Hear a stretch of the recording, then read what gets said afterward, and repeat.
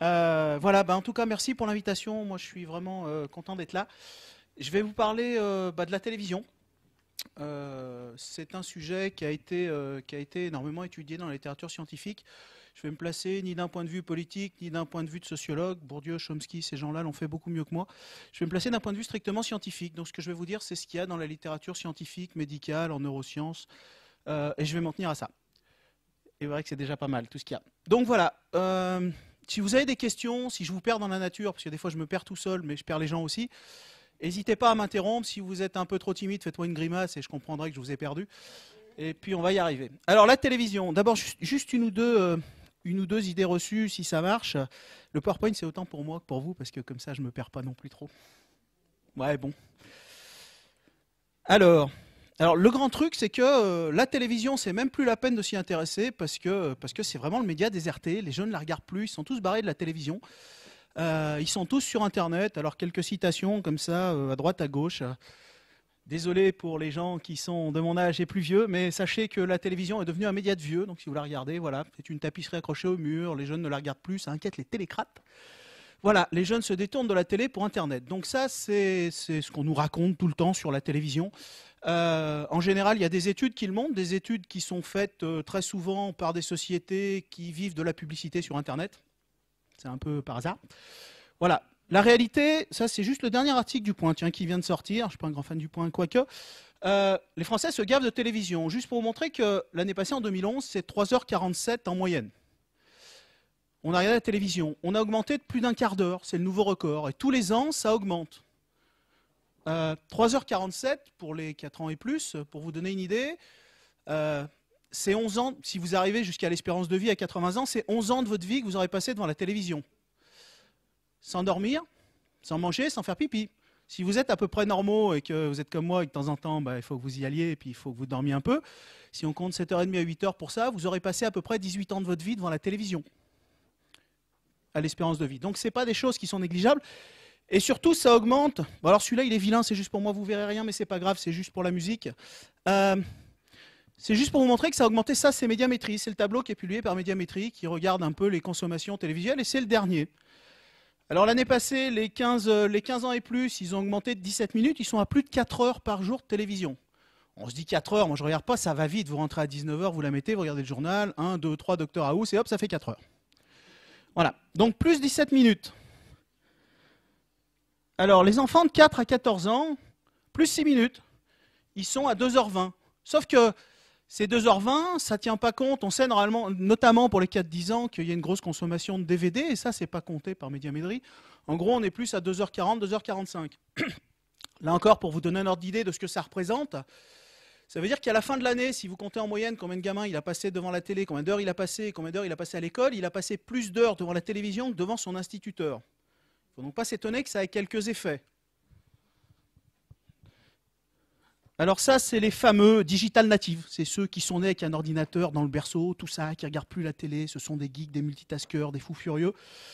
Et bien eux, plus 7. Ils sont à 2h45 par jour. Et ça augmente. Ça augmente en France, ça augmente aux États-Unis, ça augmente en Allemagne, ça augmente partout. Plus ils passent de temps, plus...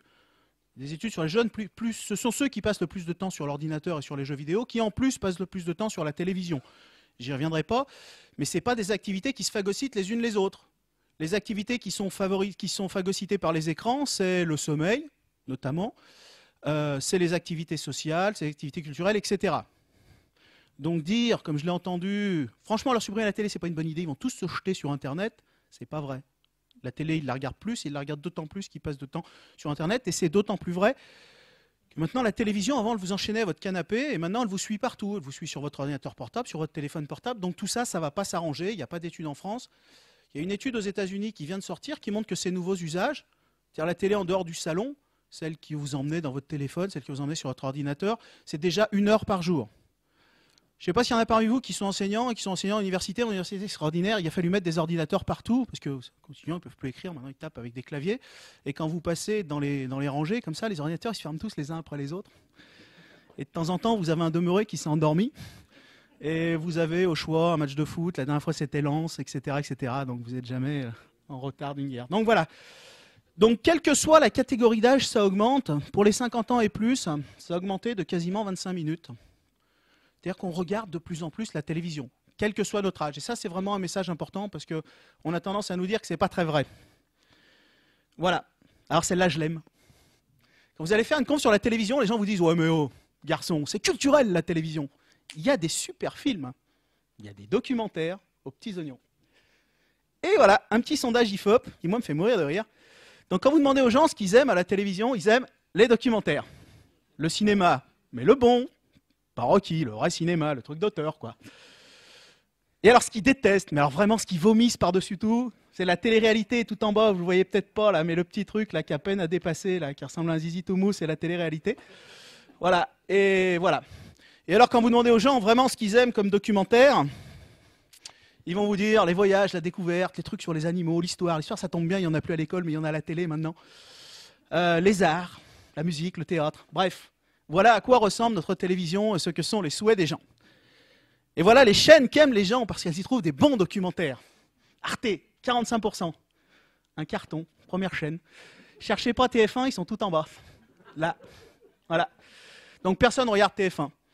Et Planète, les gens aiment bien Planète. Voilà.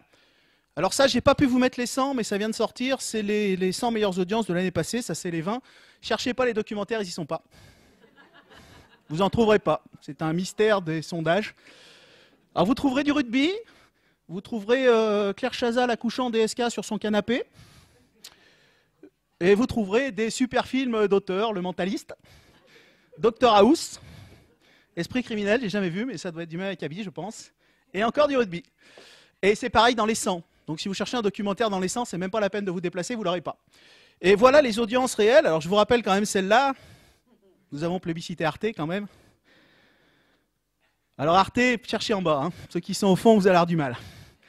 Donc TF1 est tout en haut. Arte, Arte 1,5% d'audience. Voilà, Planète, elle n'y est pas, c'est 0,01 quelque chose. Animaux, c'est encore moins. Je ne sais pas si elle existe. Voilà. Sur les feuilles.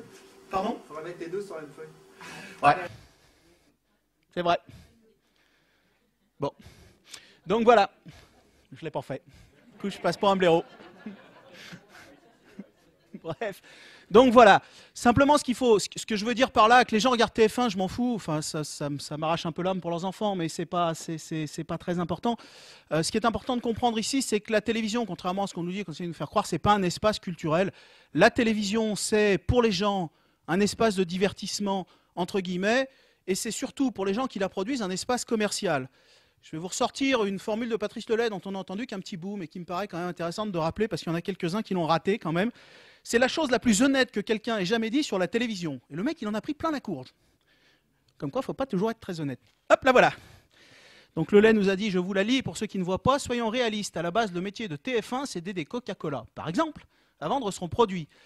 Pour qu'un message publicitaire soit perçu, il faut que le cerveau du téléspectateur soit disponible. Quel joli mot. Nos émissions ont pour vocation de le rendre disponible, c'est-à-dire de le divertir, de le détendre, pour le préparer entre deux messages. Ce que nous vendons à Coca-Cola, c'est du temps de cerveau humain disponible. Le gars qui est dans son canapé, qui se prend pour le roi du pétrole et qui zappe comme une bête comme ça le soir et qui se dit c'est moi le chef, bah ouais, le mec, il a un peu le même statut qu'un paquet d'esquimaux dans un frigo de supermarché, c'est-à-dire que c'est ce que Patrice Lelay va capter, enfin lui et ses comparses, il va capter, et puis va vendre aux annonceurs. C'est-à-dire que quand vous regardez la télévision, c'est pas vous le chef, c'est pas vous qui avez la plus grosse, comme on dit chez moi, c'est vous le produit. Je vous attrape, je vous vends, et plus j'en ai attrapé, et plus je vends ça cher. En gros, voilà le principe. Donc la télévision, il ne faut pas perdre de vue que c'est un espace commercial. C'est d'abord un espace de divertissement et c'est un espace commercial. Et quand Lelay dit disponible, franchement, il rigole pas. Alors, j'aurai peut-être pas le temps de le détailler, mais vous êtes jamais demandé pourquoi il y avait autant de violence à la télévision? Bah, c'est tout bête, c'est pour rendre le cerveau disponible.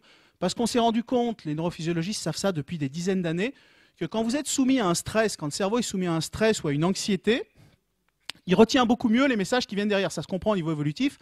Quand vous avez été dans une situation difficile, vous avez intérêt à vous en souvenir pour ne pas vous remettre dans une situation difficile. La publicité, la violence tire profit de ça. Souvent, vous avez un pic de stress, ils vous arrêtent juste au moment où ils vous mettent la pub, simplement parce que vous retenez beaucoup mieux le message publicitaire. Il y en a parmi vous qui connaissent le chien de Pavlov, sûrement. Le chien de Pavlov, c'est tout con. Vous lui amenez à manger en même temps que vous faites sonner la cloche. Puis au bout d'un moment, vous faites sonner la cloche et il se met à baver parce qu'il a été conditionné, il croit que la nourriture arrive. Vous le conditionnerez beaucoup plus vite si vous le stressez avant. Le spectateur, c'est pas tout à fait un chien de Pavlov, quoique nous sommes un peu des mollusques évolués, mais on y arrive aussi avec des programmes violents, par exemple. Alors juste pour savoir que ces gens-là ne sont pas des poètes, on nous dit parfois, ouais, mais quand même, il y a des garde-fous. Juste deux slides, ça mériterait un topo complet sur ce qu'on appelle maintenant le neuromarketing. Alors c'est un mot pompeux pour dire, il y a des failles dans le cerveau, j'y reviendrai. Il y a pas de plus. Enfin, moi, je travaille sur le cerveau. Je suis chercheur en neurosciences, chercheur à l'INSERM. Je travaille sur le développement cérébral. Le cerveau, c'est une mécanique extraordinaire. Mais c'est con. Mais c'est con un cerveau. Il n'y a pas plus con qu'un cerveau. Je m'excuse de le dire aussi grossièrement. C'est plein de failles, c'est plein de trous. Et quand vous arrivez à rentrer dans les trous, vous arrivez à faire passer des messages, ou en tout cas, vous arrivez à orienter le comportement des gens. Et c'est ce qui se passe, et c'est ce que fait, ce qu'ils appellent pompeusement le neuromarketing. Un petit exemple ici. Une citation parmi d'autres. Alors, c'est un neurochirurgien qui a un grand sens de l'éthique à l'évidence, et c'est un professeur émérite, je vous prie, pas n'importe lequel, à HEC, grande école de commerce, comme chacun sait, et qui nous explique, ils ont monté une boîte privée, évidemment, pour faire du pognon, ça se fait. Visez le petit, préparez votre cible, marquez-la au front le plus tôt possible, seul l'enfant apprend bien. Les cigarettiers et les limonadiers, donc les vendeurs d'alcool, savent que plus tôt l'enfant goûtera, plus il sera accro. Les neurosciences ont appris aux entreprises des âges idéaux auxquels un apprentissage donné se fait le plus facilement. C'est-à-dire qu'on va mettre tout le savoir acquis par la recherche fondamentale au service de la publicité. On n'est plus dans la publicité que moi j'avais quand j'étais gamin. Le mec il venait, il nous faisait mettre le pot de Banania. Banania c'est bien, on avait envie, on n'avait pas envie d'acheter le Banania. Ou la mère Denis là, qui venait vendre son lave-vaisselle.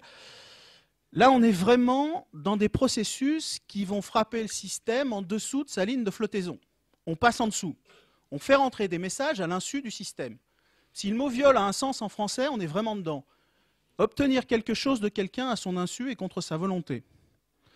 Alors, pour ceux qui penseraient que j'exagère, ces gens-là ont été le sujet d'un petit reportage.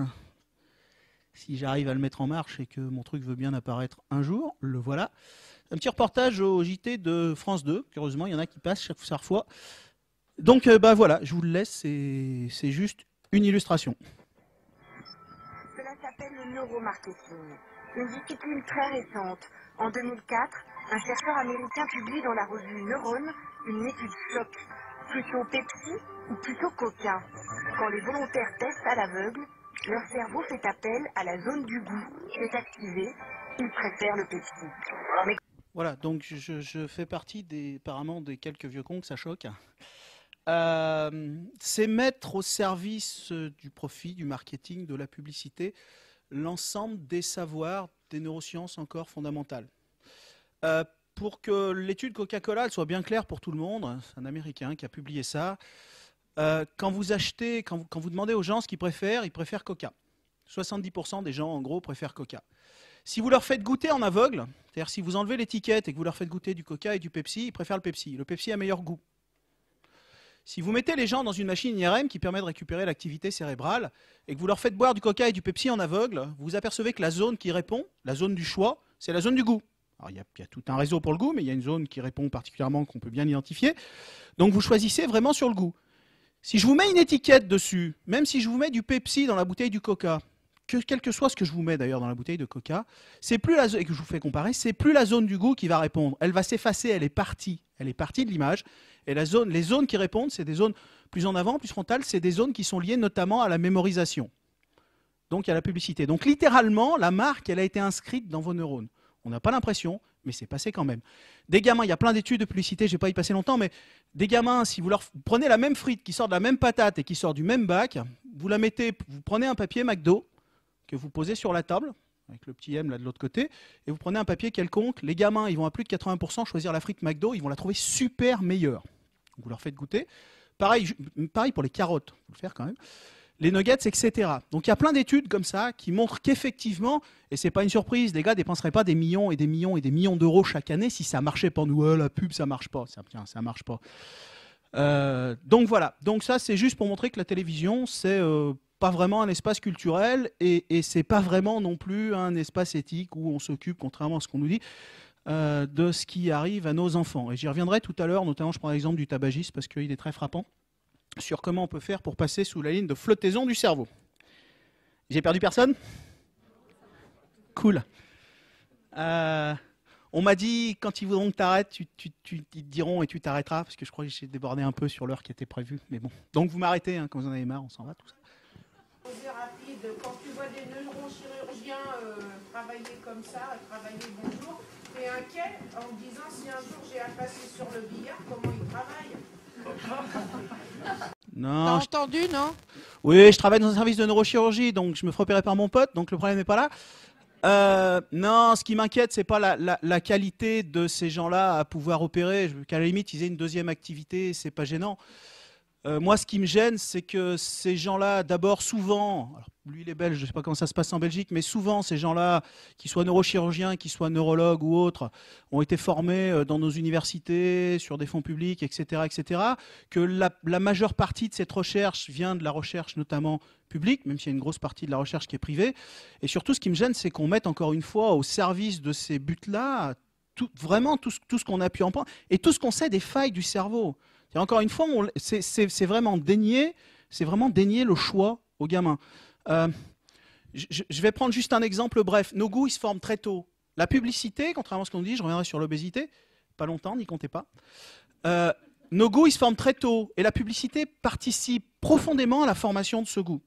Je vais prendre un exemple qui n'est pas lié à la télé, mais qui est parlant. Vous avez déjà goûté du ketchup? Franchement, c'est pas super. Vous avez déjà goûté du ketchup à la vanille? C'est un cauchemar. Ils ont trouvé que sur un segment de population d'un âge donné en Allemagne, le ketchup à la vanille faisait un malheur. Juste eux. Donc ils se sont demandé, mais qu'est-ce qui se passe? Pourquoi eux? Ils ont cherché, hein, ils se sont grattés la tête. Ils devaient être fonctionnaires comme moi, ils avaient du temps. Et au bout d'un moment, ils ont trouvé et ils ont fait ils se sont aperçus que ces gamins-là, ces gens qui étaient trentenaires ou quarantenaires maintenant, qui avaient gardé cette trace, c'est parce que quand ils étaient petits, ils avaient été, non pas allaités par leur mère, mais nourris au lait maternel, et que ce lait maternel, à l'époque, en Allemagne, il était parfumé à la vanille. Franchement, quand vous aimez le ketchup à la vanille, quand vous êtes grand, vous ne revenez pas derrière. Et pourtant, il y a plein de choses qui se mettent en place comme ça dans la petite enfance. Voilà. Café à la vanille? Je ne peux pas dire de mal, j'ai une mère allemande. Oui.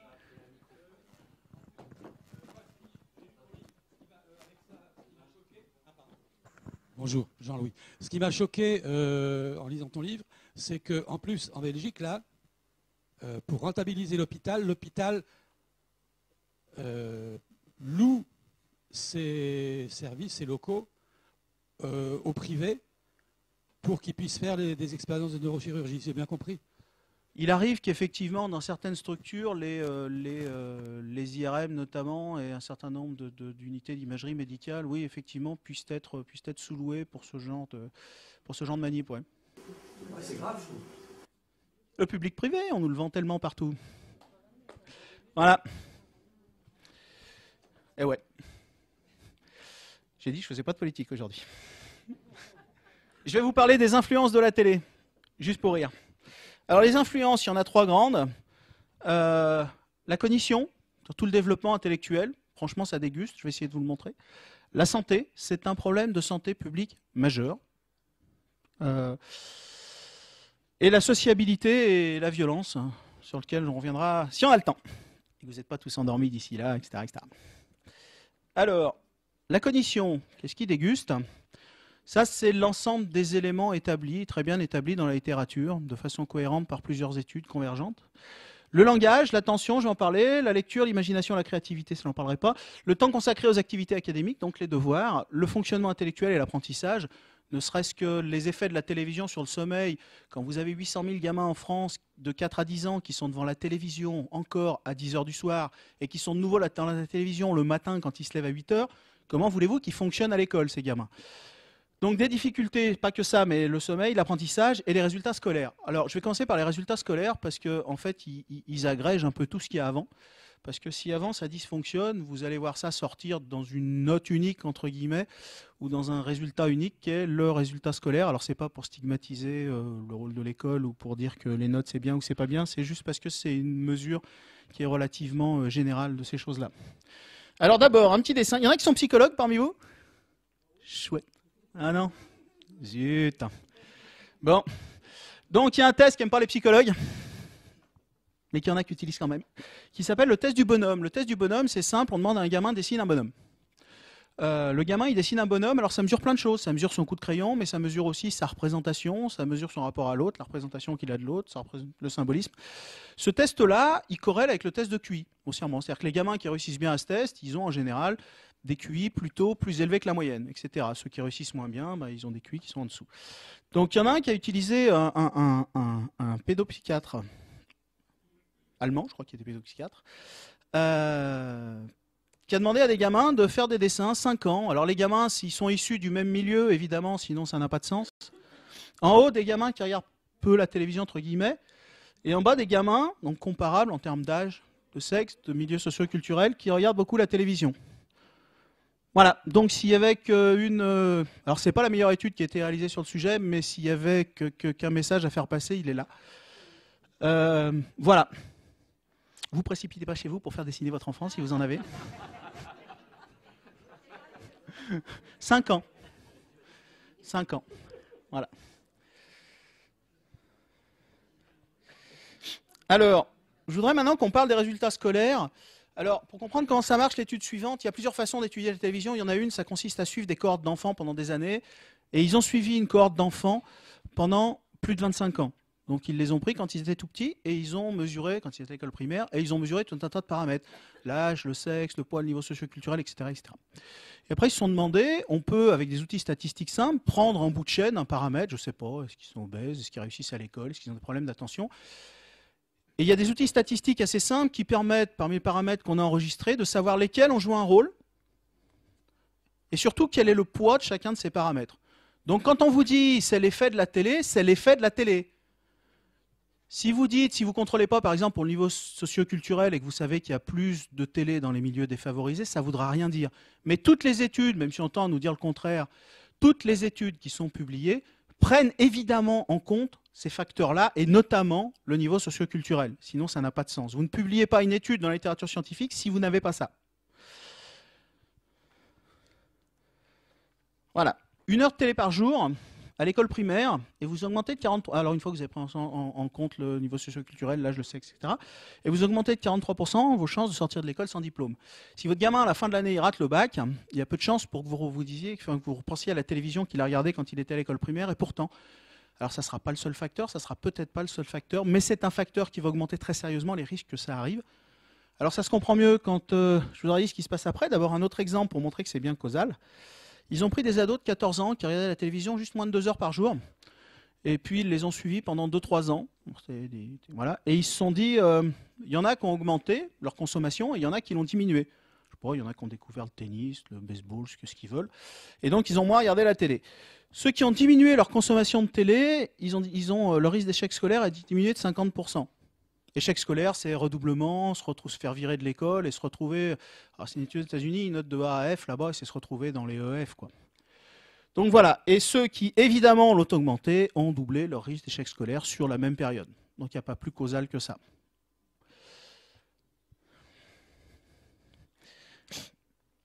La télé, je vais voir quelques facteurs. Alors je joue sur la lecture, j'en parlerai pas, juste tout un tas de facteurs. Je vais en voir 2, l'attention, le langage, qui sont parmi les plus touchés. Alors l'attention.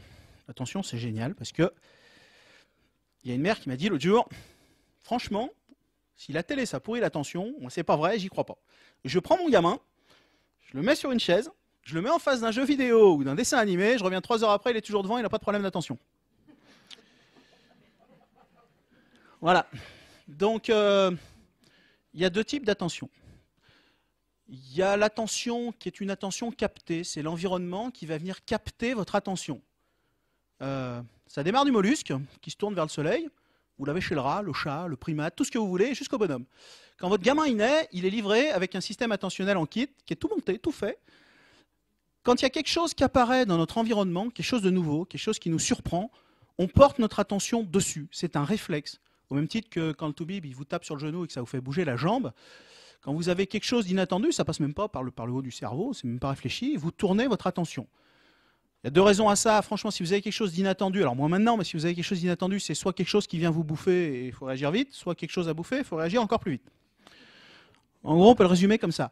Donc ce système-là, c'est le système qui est utilisé par la télévision, notamment chez l'enfant. C'est des images rapides, c'est des images pour capter ce réflexe attentionnel.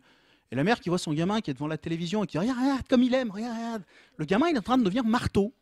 On est en train de solliciter constamment un réflexe qui est censé marcher de façon quand même épisodique. Et c'est pour ça que les gamins qui regardent la télévision avant d'aller à l'école, par exemple, ça mobilise énormément les ressources cérébrales. Vous ne faites pas marcher un réflexe comme ça use, enfin, je veux dire, ça enlève l'essence du moteur, quoi. Et quand il arrive à l'école et qu'il a passé 3/4 d'heure ou 1 heure devant la télévision avant d'arriver, franchement, il n'y a plus rien dans le système. Vous avez un zombie et il faut que le système se remette sur pied. Donc, en dehors de ce système d'attention, vous avez une attention dirigée. Là, c'est le cerveau qui va mettre l'ensemble de ses ressources sur une tâche donnée. C'est vraiment la colonne vertébrale de l'intelligence, l'attention. Sans attention, il n'y a rien qui fonctionne. L'attention, elle fait quoi? On peut la voir un peu comme un chef d'orchestre, pour faire très simple. Il y a un chef d'orchestre là-dedans qui va contrôler ce qui remonte. C'est-à-dire, dès les informations qui vont remonter et qui vont passer par les relais de bas niveau du cerveau, dès cette information-là, elle est filtrée. L'attention ne laisse passer que ce qui l'intéresse, ce qui permet d'inhiber les interférences notamment.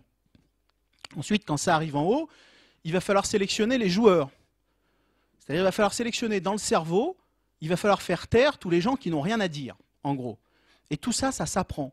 Et tout ça, c'est un système qui s'apprend et qui s'apprend dans l'activité. Le jeu chez l'enfant, et puis un peu plus tard, je ne sais pas, la lecture, l'activité sportive, le jeu d'échecs, etc. Il y a plein d'activités qui développent l'attention. Il y a un très beau bouquin de Christophe André sur la méditation, qui s'appelle Méditer au quotidien, je ne sais pas, où il explique assez bien ça. Il montre que la méditation développe chez l'adulte l'attention. Et ce qui est important avec ce système attentionnel, c'est qu'il se développe tout au long de la vie.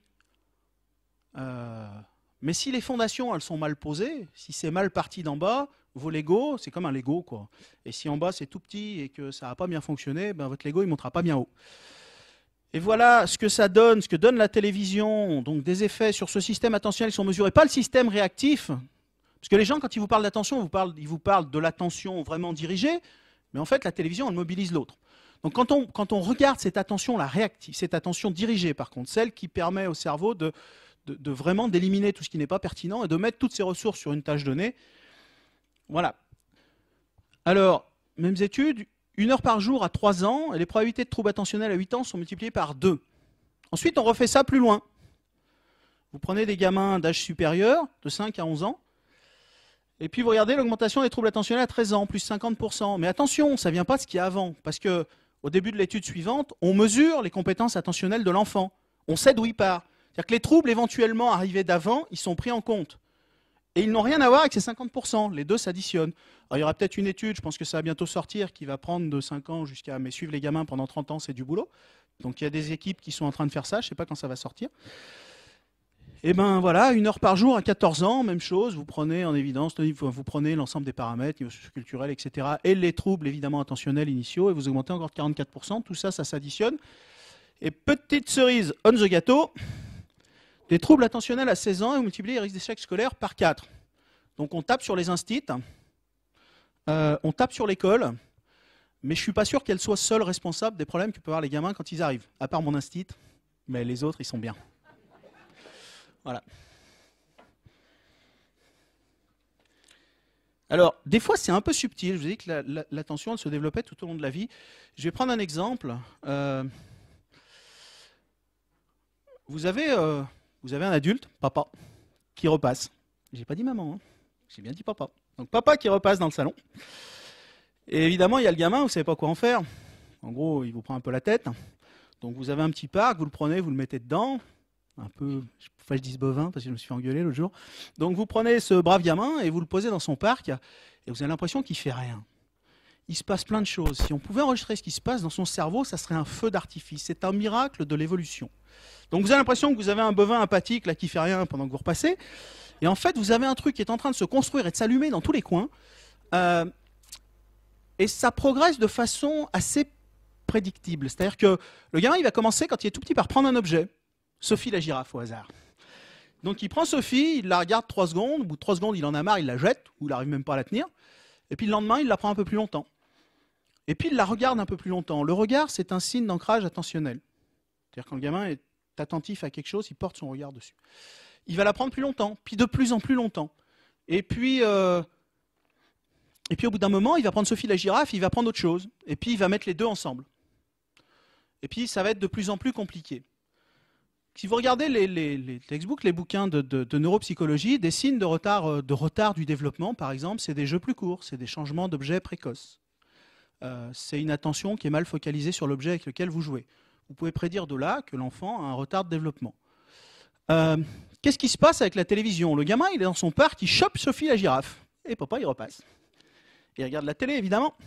Et je dis, oh, pas grave. De temps en temps, il y a une image où il y a un son plus fort. Le gamin, il lâche Sophie et il regarde. Parce que son système attentionnel le porte à regarder. Il y a eu un son, ça l'a inquiété, il a regardé. 1 seconde. Juste une. Il n'y a besoin que de ça. Les gamins, là, dans cette étude, ils regardent la télévision entre 2 et 5% du temps. Mais cette seconde-là, elle fait que il a Sophie la girafe, il a regardé et il a perdu Sophie la girafe. Il recommence autre chose. Cette complexification, elle ne se fait plus. Et vraiment, vous portez atteinte au développement de l'attention et du système juste par ça.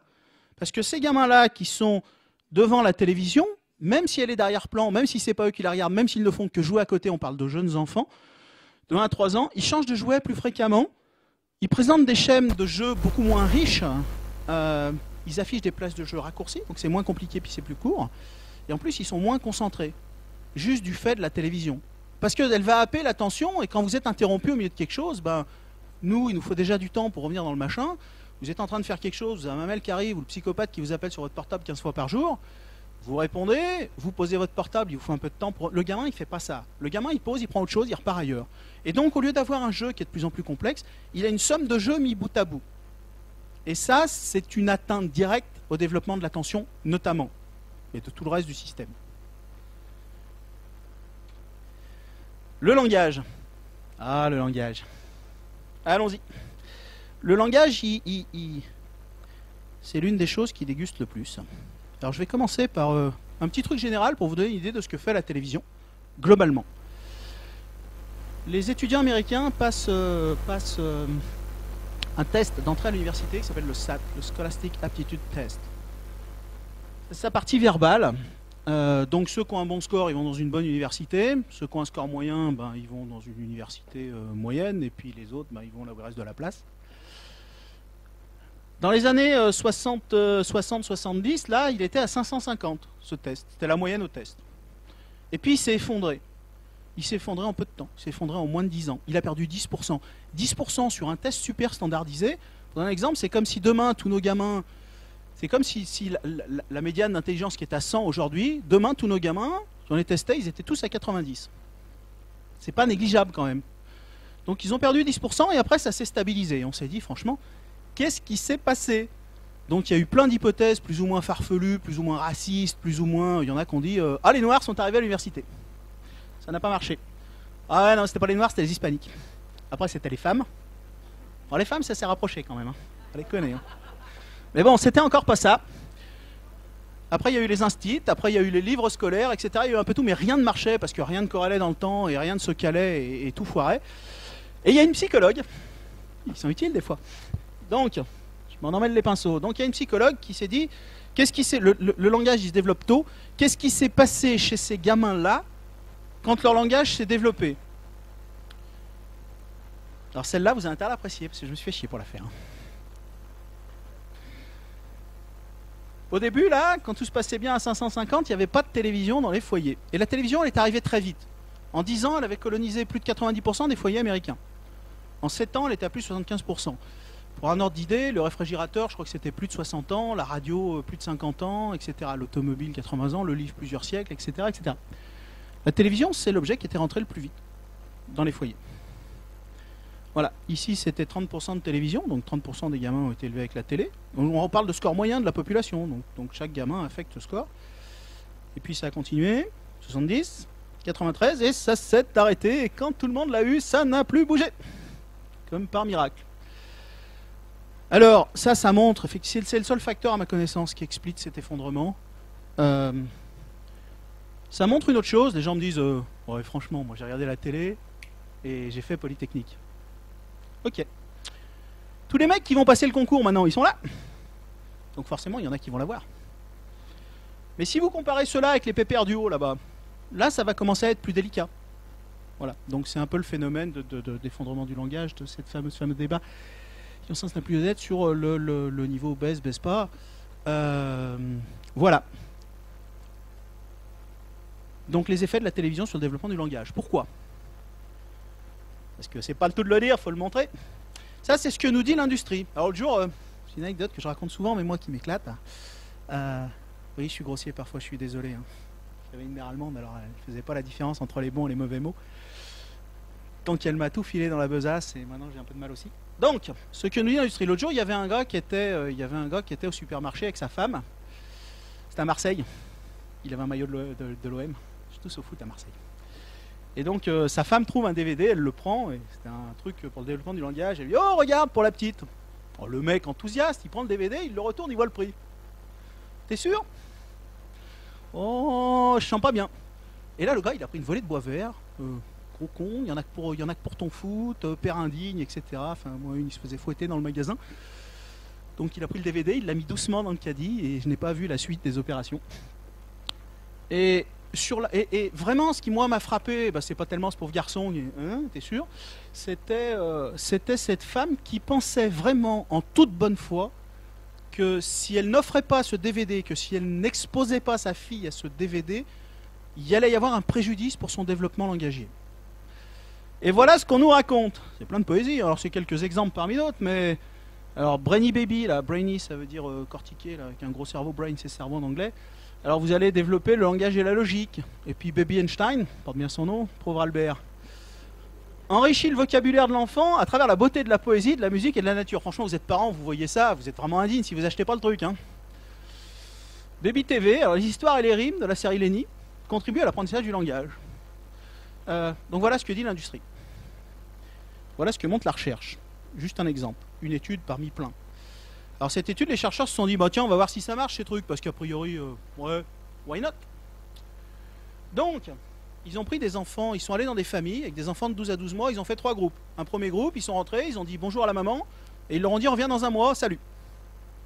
Un deuxième groupe, ils sont rentrés, ils ont dit bonjour à la maman, ils lui ont filé une liste, ils lui ont dit, voilà 25 mots, alors des mots de base, hein, table, chaise, tout ça. On revient dans un mois, il faut que vous les ayez enseignés à votre enfant. Salut. Un troisième groupe, bonjour madame. Voilà un DVD, montrez-le à votre enfant, ça va faire du bien à son langage. Et dedans, il y avait effectivement, alors c'était 40 minutes le DVD, franchement ils en ont bouffé les gosses. 25 mots répétés 3 fois, le DVD. 5 sessions par semaine pendant un mois. Les gamins, ils ont entendu 60 fois chaque mot. Franchement, un gamin dans la vie courante, quand il entend 4 fois un mot, s'il l'a pas enregistré, soit il faut lui faire greffer un cerveau, soit il faut consulter. Un gamin, très vite, il apprend. Je veux dire, les mots, ça rentre, il l'entend 3, 4, allez, 5, 6 fois, 60 fois. Il n'y a pas un gamin qui a entendu 60 fois un mot et qui ne le connaît pas. Surtout des mots courants comme table, chaise, etc. Alors, qu'est-ce qui s'est passé? Quand ils sont revenus, les gamins dont les parents avaient une liste de mots à leur enseigner, tous ces gamins-là ont appris les 25 mots sans problème. Ceux qui avaient le DVD, ils n'ont pas appris plus de mots que ceux qui n'avaient rien fait, puisqu'on est revenu les voir un mois après sans vraiment, c'est un groupe contrôle qui n'avait rien fait, un groupe normal. Ils n'ont pas appris plus de mots que ce groupe-là. Non seulement ils n'en ont pas appris plus, mais ils en ont appris moins. On peut se dire, ouais, pas plus, mais moins. Tu charries, garçon. Imaginez la situation. D'abord, le langage, c'est vraiment, encore une fois, c'est vraiment c'est de l'horlogerie, c'est de l'orfèvrerie évolutive, je ne sais pas comment appeler ça, c'est un miracle. Je ne sais pas si vous avez déjà vu une mère parler à son bébé. Franchement, vous vous marrez, mais alors le bébé fait ouin, puis vous avez la mère fait ouin, etc. On a l'impression au début que c'est le bébé qui imite, mais pas du tout. La première année de la vie, c'est la mère qui imite le bébé. Le bébé, il fait un bruit, et la mère, elle lance la machine. Ouin, et elle se jette dessus comme une morte de faim, elle fait ouin au bébé, ça dure comme ça. Ça lui apprend l'échange, ça lui apprend les mots, ça lui apprend sa forme, l'appareil phonatoire. Là, la télévision, elle ne fait pas ça. Le bébé fait ouin, et la télévision, elle continue son affaire. Et surtout, plus grave, vous avez... on est très forts, nous, les humains. J'en vois au fond qui dorment, c'est pour ça que je le dis. On est très forts, nous, les humains, pour savoir où regardent nos congénères. À quelques degrés d'angle près ou dixième de degré, on sait exactement où se porte le regard de notre voisin. C'est pour ça que si vous vous promenez avec madame dans le bus et que vous espérez tranquille pouvoir regarder la voisine, ça ne marche pas. Parce qu'on le voit. Je sais, j'ai testé. Et donc la mère, quand le bébé regarde un objet, elle nomme cet objet. S'il regarde la chaise, elle dit chaise. S'il regarde la table, elle dit table. Mais la télévision, vous avez la table qui sort du sol, là, dans cette... Et la télévision, elle dit table. Mais si le gamin est en train de regarder la chaise, vous pouvez toujours vous gratter. Et le coup d'après, la télévision, elle dit encore table, mais il est en train de regarder le pot de yaourt. Vous étonnez qu'après, dans les neurones, le gamin, il s'y retrouve plus. Donc la télévision, non seulement ça ne marche pas, mais ça ne peut pas marcher. Et ça ne peut pas marcher, et ça a des déficits. Ils ont fait une étude à long terme sur les gamins qui utilisaient ça. 1 heure par jour de ces programmes éducatifs qui vont les rendre super intelligents et qui vont développer le langage et qui vont nous faire des Einstein à tous les coins de rue, et c'est 10% de lexique en moins. Il y a plein d'études qui montrent que les déficits précoces, alors c'est comme pour la lecture, mais les déficits précoces du langage, on a toutes les peines du monde, quand c'est possible, à les rattraper plus tard.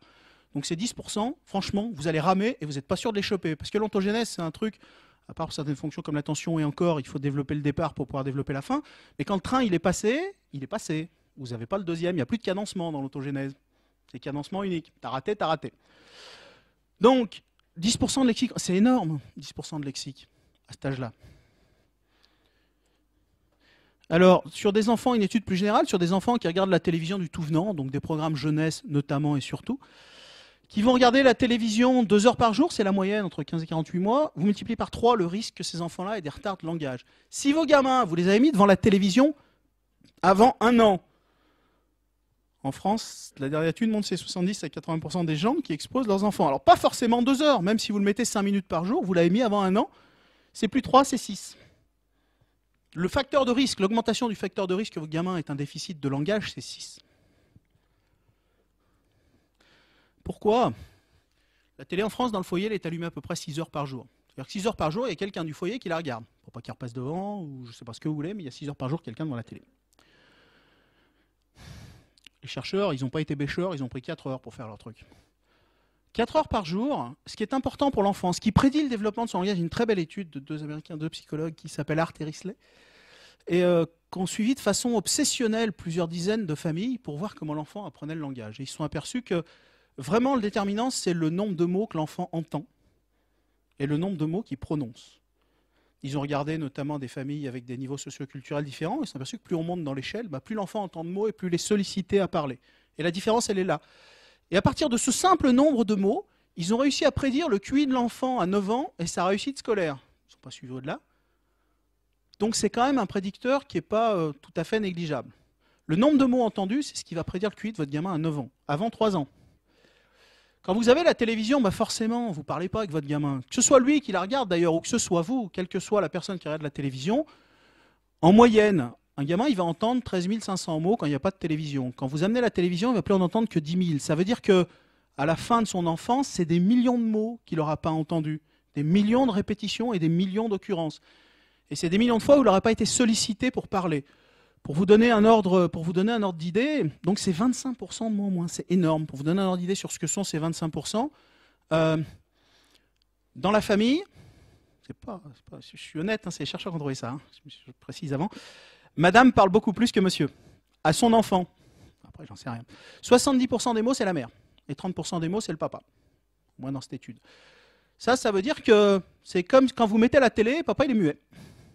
Je sais, mesdames, c'est un rêve, mais ça n'est qu'une comparaison. Donc, papa, il ne parle plus. Un autre exemple, pour voir ce que ça donne quantitativement, on parle plus dans les milieux sociaux favorisés que dans les milieux défavorisés. Quand vous amenez la télé, un gamin qui serait dans un milieu favorisé, vraiment un bon milieu pour le développement du langage, vous le mettez dans un milieu défavorisé. La perte de mots, elle est à cette échelle-là. Donc on n'est pas dans des choses négligeables, on n'est pas dans le marginal. Et c'est des mécanismes, ça, qui sont maintenant clairement établis. Demandez-vous si quand la télé est allumée, vous parlez autant avec vos gamins que quand elle n'est pas allumée. Alors là, c'est le langage, mais c'est pareil. Vous jouez moins avec lui quand le gamin, il est dans sa poussette, là, qui fait ses machins avec Sophie la girafe. Si le père, il est en train de regarder la télé, jamais il interagit avec son gosse. Jamais il prend Sophie, lui tire l'oreille, il en met une deuxième. Tout ça, ça enrichit énormément le développement du gamin. C'est extrêmement important, ces interactions entre les parents et les enfants. Et c'est extrêmement important au niveau du langage, mais aussi au niveau du reste. Et la télé, elle assassine tout ça. Voilà, l'attention, le langage. C'est bon? Continue? Cool. Ah non, mais je demande à ma direction, parce que j'ai été prévenu dans la voiture. Je suis venu avec lui, il m'a briefé, hein. Si tu parles trop, tac. La santé, le sommeil, l'obésité, je n'en parlerai pas. N'y pensez même pas une seconde. Le tabagisme, l'alcoolisme, la sexualité, l'image du corps, la sédentarité, tout ça, c'est ce qui est assassiné par la télévision. Allez, un petit mot quand même sur l'obésité, juste parce que ça me permet de dire que quand on parle des effets que peut avoir la télévision, les gens vous disent « Ouais, la télévision est responsable de tous les maux, tout ça, alarmiste ». L'obésité me permet de dire vous allez me croire, que la télévision n'est pas le seul facteur en cause sur ces choses-là, mais c'est un facteur important. Il y a d'autres facteurs, des facteurs sociaux, des facteurs etc. Mais c'est pas parce que la télévision n'est pas le seul facteur, d'abord qu'elle ne joue pas un rôle, et parfois, je vais le montrer, le rôle le plus important, et puis surtout, ça n'est pas pour ça que ça n'est pas un facteur important. L'obésité, notamment l'obésité infantile, moi j'ai pas eu de peau. Avant j'étais beau et svelte, et j'ai rencontré une gonzesse, et elle m'a dit si tu manges pas c'est que tu m'aimes pas, parce qu'elle est cuisinière. Voilà le résultat. Avant j'étais humain. Hein. Alors, donc, le problème de la télévision, c'est vraiment l'obésité infantile. Jacques Muller, qui est un ancien sénateur Écologie Les Verts, qui a essayé de faire passer un projet de loi pour réguler un peu la pub, ça marche pas. Un enfant qui regarde la télévision 2 heures par jour à 3 ans, il a 3 fois plus de chances d'être en surpoids. Un gamin qui est en surpoids, il a 8 chances sur 10 de le rester à l'âge adulte. Donc vous le traînez longtemps. Et lui surtout le traîne longtemps. Donc, l'obésité, il y a plein de facteurs. Il y a le manque d'exercice, il y a le fait que, alors s'il y en a parmi vous qui sont au régime, une petite astuce, si vous mangez votre pizza devant la télévision, vous en mangerez 30% de plus, parce que les mécanismes de satiété sont perturbés quand on est devant la télévision en mode automatique, et puis vous recommencerez à manger plus tôt après, et puis surtout, vous mangerez plus encore une fois après. Et puis ils ont fait des petites études où alors ça marche avec la télévision, mais ça marche avec les aliments, mais ça marche avec le tabac, ça marche avec l'alcool, ça marche avec un peu tout. Si vous montrez à des gens un petit film comme ça, avec des gens qui mangent, mais même s'ils ne les voient pas et qu'ils ne les perçoivent pas consciemment, et des gens qui ne mangent pas à côté le même film, vous enlevez la séance, et qu'après ils sortent et qu'ils peuvent manger, ils mangeront 2 fois plus, boiront 2 fois plus, ils se mettront à fumer beaucoup plus, etc., etc. Tout ça, c'est des choses qui ne sont pas enregistrées consciemment. Et tout ça, c'est des facteurs qui jouent. Donc bref, dire pour en finir avec l'obésité, ça permet de dire que c'est pas le seul facteur, qu'il y a plein de facteurs qui jouent souvent, mais la télévision est, dans tous ces cas-là, un facteur important et un facteur majeur. Je vais vous parler juste de 1 ou 2 exemples là-dessus, de l'espérance de vie. Les mecs qui vous disent, ouais, franchement, la télé, ça n'a jamais tué personne, t'exagères. Ah ben si. Tac, petite étude australienne. À la fin, la télé, juste pour la sédentarité, le fait que vous la regardez, vous êtes assis, elle vous coûte 2 ans et demi à 3 ans d'espérance de vie. Vous dites ça aux gens, les gens ils vous regardent comme si vous étiez un psychopathe notoire, ça se trace très loin, chez l'enfant. Ça c'est chez l'adulte, mais chez l'enfant, c'est-à-dire chez l'adulte, 1 heure de télévision par jour, entre quelqu'un qui va la regarder 2 heures et quelqu'un qui va la regarder 4 heures, c'est la moyenne pour cet âge-là, vous allez augmenter quasiment par 2 le risque de maladie cardiaque fatale. Et ça se trace très loin parce que l'enfant, quand il va être devant la télévision, il ne va pas faire de sport et pas d'activité, donc son système cardiovasculaire qui va se développer, au moment de l'adolescence notamment, va moins bien se développer. Quand vous enregistrez le diamètre artériel, c'est-à-dire l'artère qui pulse le sang, l'enfant qui va regarder 1 heure de télévision par jour diminue ce diamètre, diminue son épaisseur et diminue le diamètre. Quand le mec il va faire un arrêt cardiaque ou qu'il va faire un AVC quand il aura 50 ans, personne ne se dira que c'est parce qu'il a regardé la télévision quand il avait 13 ans. Et pourtant, c'est déjà là. Parce que ça altère le développement de ce système. Plus l'artère, moins elle est développée, moins elle est large, et moins ça se passe bien derrière, et plus il y a de chances que ça se bouge. Alors juste pour que ce soit clair au niveau des temps, parce que 2 ans et demi, 3 ans, vous vous dites... Donc les mecs qui ont fait l'étude, c'est plusieurs dizaines de milliers d'individus, c'est une étude épidémiologique australienne. Voilà, à chaque fois que vous regardez Dr House, combien ça vous coûte de vie? Pour savoir si le mec il va mourir à la fin ou pas. Allez, soyez joueurs, un chiffre. 10 minutes. Non mais 2 minutes. Non mais vous n'êtes pas sérieux, jeune homme. Allez. 22. C'est-à-dire si vous ramenez ces 3 ans là au nombre d'heures de télé regardées, à chaque fois que vous vous posez pour regarder Dr House pour savoir si le mec il meurt, ça vous rapproche de 22 minutes de la vôtre. En gros. Vous récupérerez pas tout parce que le développement du système, vous l'aviez pas quand vous étiez petite. Suicidez-vous. Oui, les effets, il y a beaucoup d'effets qui sont réversibles. Ah ben voilà. C'est pas une mauvaise idée. Moi j'ai pas eu le temps d'essayer, elle est morte avant, mais... Là je parle de la télé, les écrans si vous voulez, on en parlera un peu à la fin. Mais oui, il y a des effets qui sont au niveau de la sédentarité, de l'attention, du langage, etc. Oui. Ça a des effets. Ça n'a pas été étudié, la taille des écrans. Non, alors il y a pas d'étude à ma connaissance. La seule étude, c'est sur les grands écrans plats, ouais, qui semble avoir un effet plus. Ouais. Alors ces grands écrans très lumineux semblent avoir un effet sur la sécrétion de mélatonine, qui est l'hormone du sommeil, et donc perturber le sommeil. Mais au-delà de ça, il n'y a pas vraiment d'études qu'on comparait. Alors il n'y a pas d'effet sur les yeux apparemment. Ouais. Euh, La veille sur les télés, les gens sont installés dans les chambres à coucher, C'est bon. et les veilles, ces télévisions là qui sont installées dans les chambres à coucher, c'est pas pour Non, il n'y a pas d'études. Les études qui ont été faites sur le rayonnement des vieux tubes cathodiques n'ont rien montré. Alors vous avez, voilà, vous avez quelques gens qui vont vous dire si c'est dramatique, mais il n'y a rien. Moi j'en ai un qui m'a dit un jour c'est 666 Hz, c'est le diable. Mais voilà, mais il n'y a pas d'éléments qui permettent en tout cas de le soutenir, et à ma connaissance, il n'y a pas non plus de raison de le penser. Il y a eu des recherches sur la télévision 3D? Très peu, ça commence sur la télé 3D. Alors les premières recherches ont montré que l'encodage, notamment de la mémoire, était meilleur. Et puis les recherches suivantes ont montré que c'était moins bon. Parce que, alors c'était pas tout à fait les mêmes tâches, mais parce que le 3D, ça vous prend plus de ressources cérébrales. Et donc c'est plus compliqué pour le cerveau. Donc pour l'instant on ne sait pas, il y a des recherches qui sont en cours, mais c'est nouveau la 3D. Tu sais, les chercheurs, ils ont un temps de réponse qui est quand même un peu mou.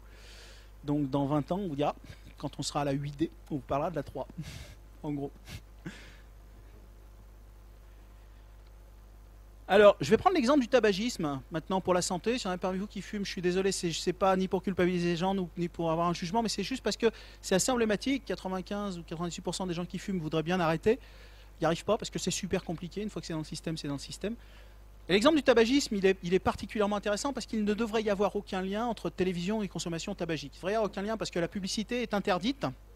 Les placements de produits sont interdits. Donc ça devrait être zéro relation. L'industrie du tabac, elle perd beaucoup de monde en bout de chaîne, comme quelques macabées à l'arrivée. Si elle ne chope pas les gamins jaunes, elle ne les chope jamais. C'est-à-dire que si vous n'avez pas chopé un gamin, si vous n'avez pas commencé à fumer entre 20 et 21 ans, avant, vous ne serez jamais fumé. Ah, il y a des poissons volants, il y a des extraterrestres qui te mettent à fumer à 55 ans. Mais abstraction faite des poissons volants, vraiment sur l'ensemble de la population, il y a très très peu de chances que quelqu'un qui n'a pas fumé à 20-21 ans se mette à fumer un jour. Donc il faut coincer les gamins quand ils sont ados. Le facteur principal de conversion d'un adolescent au tabagisme, c'est pas de savoir si ses parents fument, c'est pas de savoir si ses copains fument, c'est de savoir ce qu'il a vu à la télé. C'est le facteur qui pèse le plus lourd. Alors on a l'impression que ça diminue, mais pas du tout. Dans 70-75% des films de la dernière décennie, vous avez des images tabagiques, on ne les voit pas toujours. Je me souviens de ce débat qu'il y a eu après Avatar, où on demandait aux gens, tiens, est-ce que vous avez eu des scènes tabagiques? Et les gens disaient non, et pourtant il y avait cette scène mémorable, notamment où Sigourney Weaver sortait de son espèce de sas. C'est la première chose qu'elle disait après avoir passé, je sais pas, c'était des mois, des années dans son voyage. Oh, une cigarette, j'ai besoin d'une cigarette.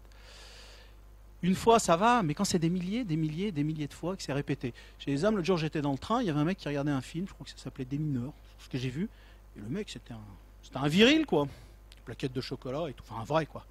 Et le mec, à chaque fois qu'il déminait une bombe, comme ça, il suait comme une bête, et après, il sortait sa cigarette et faisait facile. Voilà, des milliers de fois. Et tout ça pour arriver au fait que les représentations du tabagisme dans les films sont extrêmement positives. C'est des gens qui sont socialement accomplis, c'est les super nanas, c'est les mecs qui ont le super boulot, la grosse voiture, qui réussissent bien, c'est toujours festif. Et surtout, les effets négatifs ne sont jamais appréhendés, ou très rarement. Les mecs, ils n'ont pas de cancer, les mecs, ils sont pas mauvais, ils n'ont pas les dents jaunes, ils n'ont pas d'asthme, rien. Jamais. Donc pas d'allusion, c'est pareil, ce que je vous dis pour le tabac, je pourrais vous le dire pour l'alcool, pour l'obésité, je vous dirai quelques mots sur la sexualité, mais pareil. Donc c'est des milliers d'expositions, pas d'allusion aux effets négatifs. Le facteur de risque, entre les gamins qui vont être le plus exposés à ces images-là et les gamins qui vont être le moins exposés, vous augmentez la probabilité qu'un gamin se mette à fumer entre 3 et 4, ça dépend des études. C'est-à-dire vous avez 4 fois plus de chances de faire un fumeur s'il a été exposé à ça. Encore une fois, ça passe sous les barrières. Le cerveau, je vous l'ai dit, c'est une super mécanique, mais c'est con. Vous dites à un gamin, bouh, fumer c'est pas bien. Ou bouh, vous envoyez en l'air sans préservatif, c'est pas bien. Ou bouh, picoler c'est pas bien. Le gamin, il entend ça. Et après, qu'est-ce qu'il voit? il voit des milliers d'occurrences d'images qui font que il n'y a pas de problème, c'est toujours la star, c'est toujours le beau mec, c'est toujours la super nana, ils ont toujours des super situations, c'est toujours des situations extrêmement festives et extrêmement plaisantes dans lesquelles on voit apparaître ces comportements-là, et le cerveau, lui, il vous le dit pas, mais il finit par imprégner tout ça, ça impacte, et le cerveau, il finit par se dire, oh merde, bouh, peut-être, mais oh, regarde, et le cerveau, lui, réfléchit pas comme nous, si je puis m'exprimer ainsi. Le cerveau, lui, ça rentre, et il prend, et il vous le dit pas. Vous dites bouh, mais lui, il dit, putain, pas mal la gonzesse. Etc., etc. Et ça finit par rentrer dans le système. Mais vraiment, je vais vous le montrer, ou en tout cas essayer. 52%, alors c'est des études épidémiologiques, toujours avec les mêmes outils statistiques, qui sont les mêmes utilisés d'ailleurs en cancérologie partout, c'est des outils standards et universels. 52% des ados ont essayé parce qu'ils ont été exposés à des scènes tabagiques. 1 sur 2 qui a allumé une clope, c'est parce qu'il a regardé la télé. 33% sont devenus des fumeurs chroniques via la télévision. C'est le facteur qui pèse le plus lourd. Voilà, aux États-Unis, mais en Europe, c'est à peu près pareil, c'est 145 000 par an morts. Mais on nous dit que ça n'a jamais tué personne. Alors, juste quelques images pour vous montrer. On ne les voit pas passer dans les films, juste pour vous montrer que c'est toujours des boudins qui fument et qu'on les voit toujours avec les dents de carrier, tout ça, que c'est toujours terrifiant. Voilà.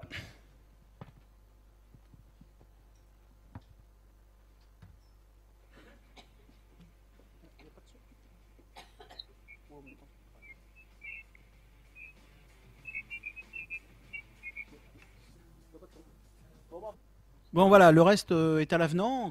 Franchement, comme vous avez pu le voir, c'est vraiment... alors j'ai pris des femmes, j'aurais pu prendre des hommes.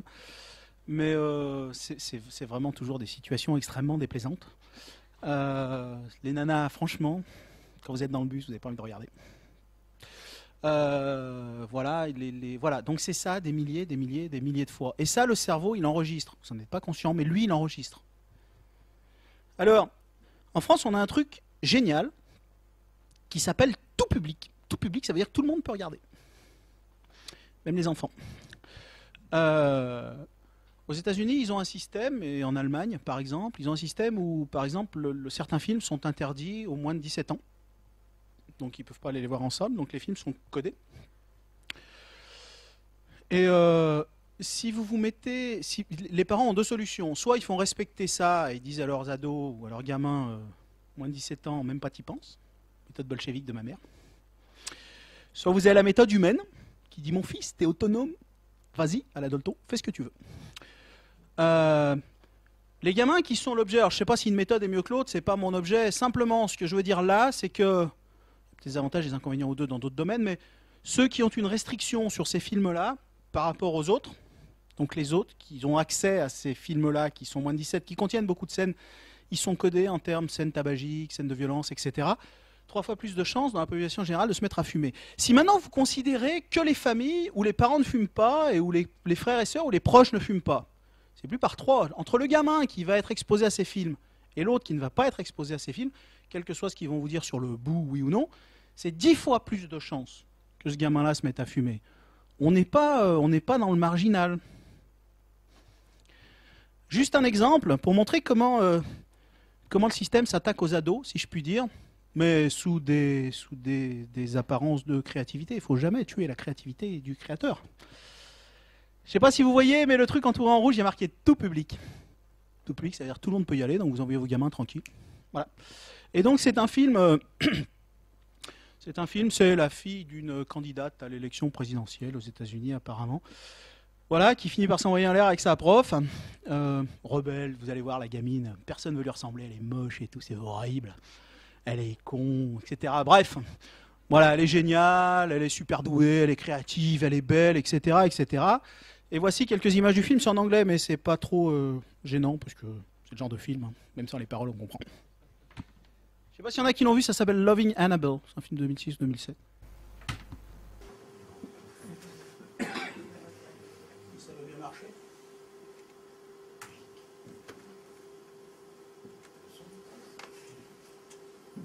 C'est lui là-bas.